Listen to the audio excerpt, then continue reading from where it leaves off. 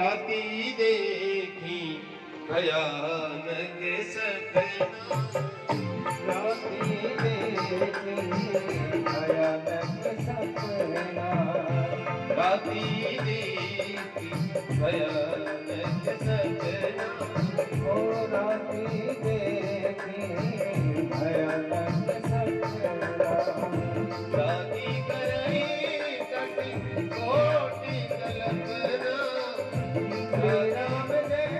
राम जय जय राम, रागी करई कटी कोटि कल्पना,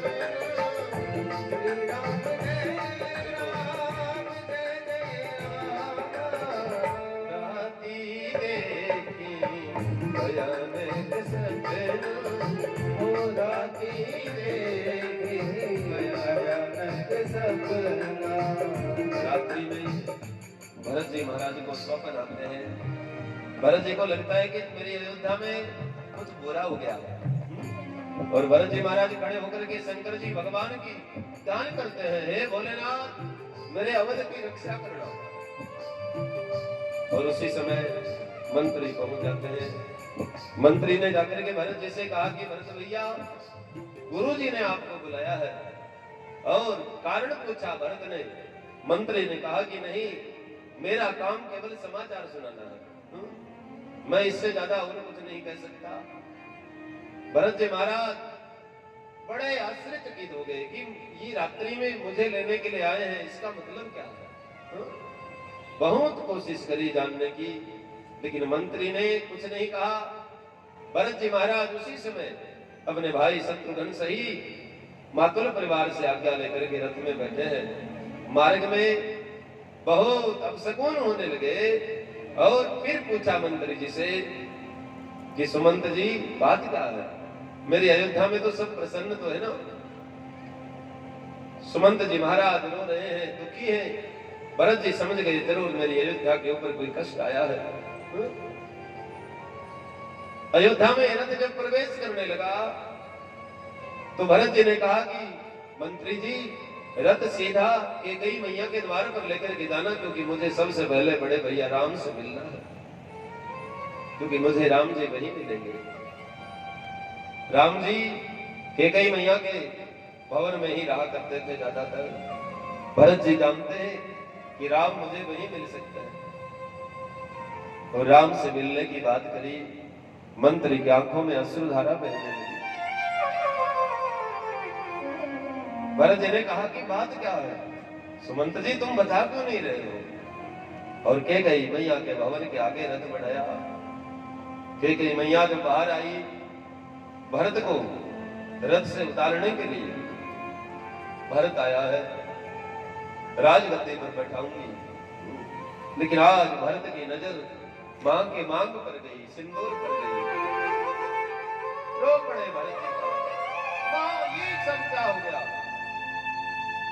क्या हो गया ये सब? मां ने कहा बेटा बस यही तो एक बात बिगड़ गई है, और तो मैंने सब ठीक कर ली व्यवस्था, तेरे लिए राज्य मांग लिया। राम जी कहाँ है? और भरत को जब पता चला कि राम जी बन गए हैं, भरत जी बड़े नाराज हो गए। अरे मां, जब तुम मेरे पिता से वरदान मांग रही थी, विधाता ने तुम्हारी जीभ क्यों नहीं नोच लिया? तुम्हें जरा भी दर्द नहीं हुआ राम जी के लिए वन मांगते हुए? वर मांगत मन वही नहीं पीरा, गरी नहीं जीभ बरहु नहीं कीरा। ऐसे ऐसे शब्द भरत ने कहे। मां ने कहा बेटा तेरे लिए राजगद्दी मांगी है ना?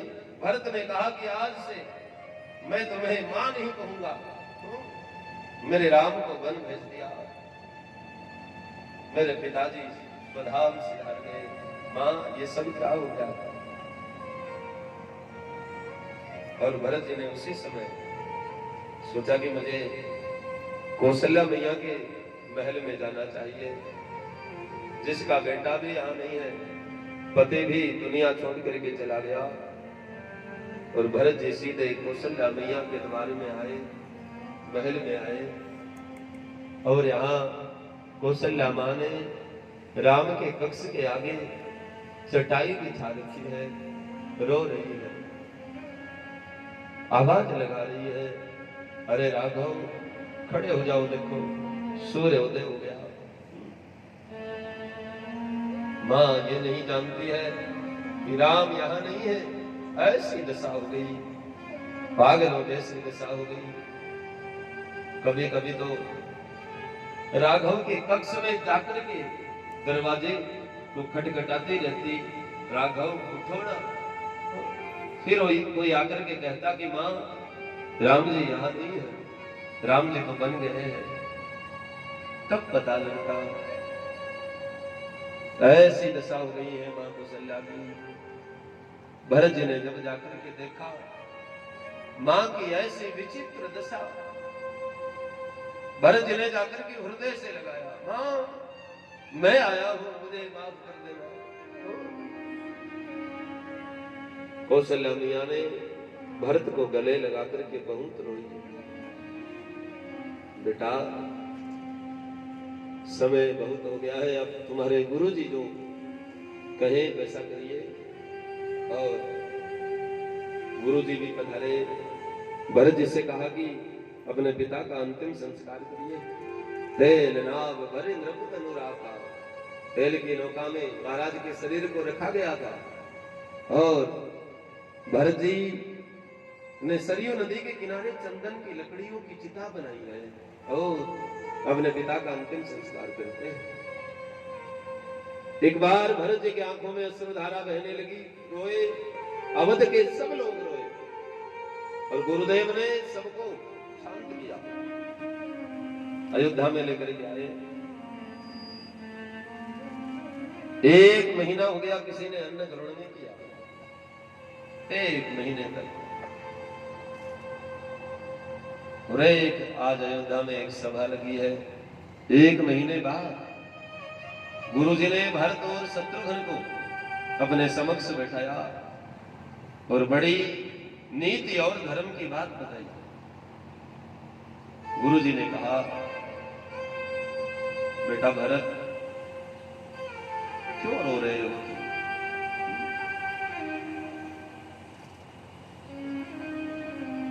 तुम रोगे तो ये सब लोग, इनकी क्या दशा होगी? तुम्हें धैर्य धारण करना चाहिए। शत्रुघ्न का क्या होगा, प्रजा वाले ये इन सब का क्या होगा? तुम दोनों भाइयों में बड़े हो बेटा। गुरुजी ने नीति और धर्म की बात बताई। सुनहु भरत भावी प्रबल, बिल के कहो मुनिनाथ, जीवन लाभ हानि मरण, जस अपजस विधिहार। गुरु जी ने कहा, बेटा ये 6 चीजें भगवान ने किसी को नहीं दिया। जीना मरना, यश अपयश, हानि लाभ। कब जीवन मिले, कब मरना हो, कब यश मिले, कब अपयश मिले, कब हानि हो जाए, कब लाभ हो जाए। ये 6 चीजें भगवान ने अपने हाथ में रखी है, किसी को नहीं मिली। बेटा तुम्हें ऐसा नहीं करना चाहिए। तुम्हारे पिता चिंता करने योग्य नहीं है। चिंता तो उसकी करनी चाहिए जिसने अधर्म किया हो, कि इसका कल्याण कैसे होगा। तुम्हारे पिता ने तो हमेशा धर्म का मार्ग अपनाया है। सोचिए भी प्रजो वेद वही ना। चारों वर्णों की व्यवस्था गुरुदेव ने बताई। ऐसा विप्र ब्राह्मण मर जाए जिसके लिए चिंता करो, जो वेद नहीं जानता हो, अपने कर्म को छोड़ देता हो, अपने धर्म पर न चलता हो। सोची भी प्रजो वेद वहीना, तज निज धर्म विषय लेना। विषयों में नियुक्त हो जाए, अपने स्वधर्म को छोड़ दे। ऐसे ब्राह्मण के लिए चिंता करना चाहिए। ऐसे राजा के लिए चिंता करो, ऐसे छत्री के लिए चिंता करो जो नीति का पालन करना नहीं जानता हो। सोची इंद्रपति जो नीति न जाना, जही नहीं प्रजा प्रिय प्राण समाना।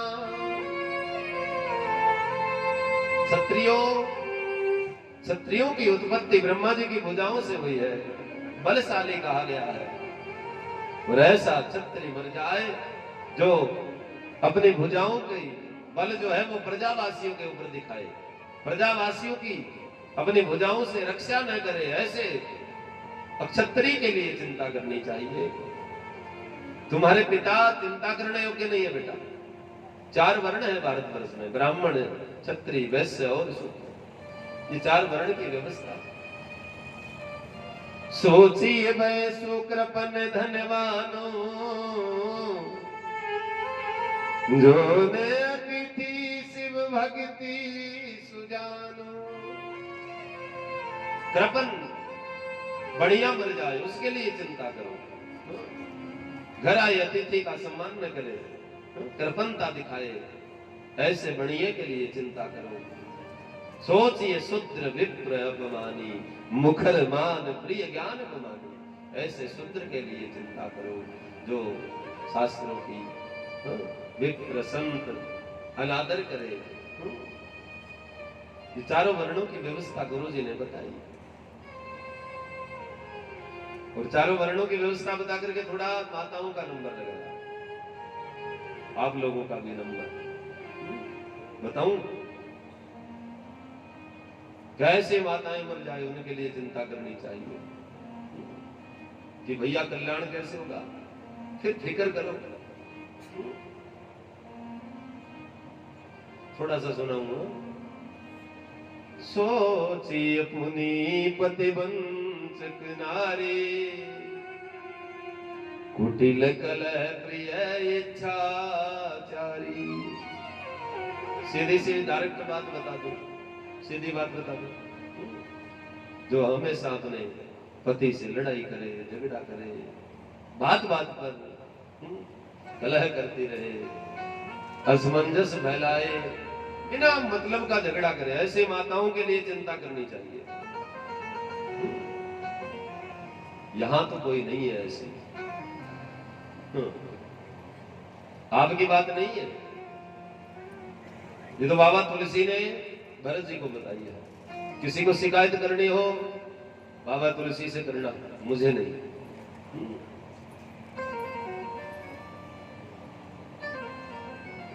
जो हमेशा पति को बिल्ली ही बनाई रखे, पूंछ दबा के बेचारा भागा घूमे बस। धन्य है हमारी माताएं, पति को भी बिल्ली बना देती है। यहां वाली नहीं, हमारे उधर अभी कल कथा और करनी है। पति बाहर गया हो, दुकान, ऑफिस, हारा थका आया हो बाहर से, और घर में प्रवेश करते ही बच्चे को दे दिया जाता है, ये लोग बच्चे को रखो। दुकान से, खेत से, जहां से भी आया हो, ऑफिस से, कि ये लो इसको रखो। बाप के पास बच्चा कहां है? तो कहती आवाज आती है, इधर इधर लेके आओ, मेरे पास लेके आओ। तो मां के पास आता है तो वो शांत हो जाता है। मां तो मां होती है।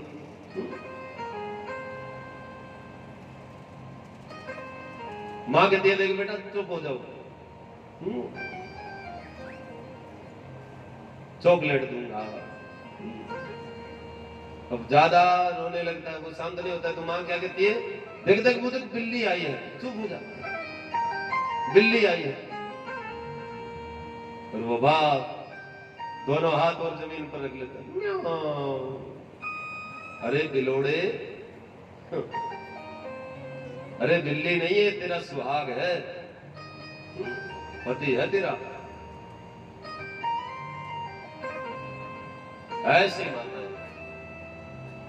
सोचिए पुनिपति वंशक नारी कुटिल कलहु प्रिय इच्छा चारी। कई कई बातें होती है ना बच्चों के लिए, नहीं नहीं मुझसे नहीं रखा जाता, रखो आप। ऑफिस जा रहे हो तो ले जाओ इसको, हाँ। कहीं जाना हो लेके जाओ, मुझे क्या पता, मैं क्या जानू, हाँ। आज वैसे हमारा एनर्जी के साथ हो गया, हाँ। ये तो तक परेशान नहीं करता है। कंठी पर मोर बोले, थोड़ा सुनो, ले बेटा थोड़ा सुनो, माइक दे।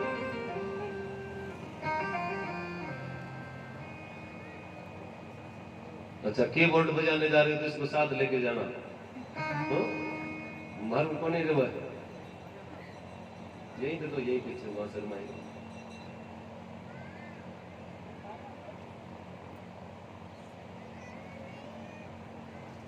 कंठी पे मोर बोले,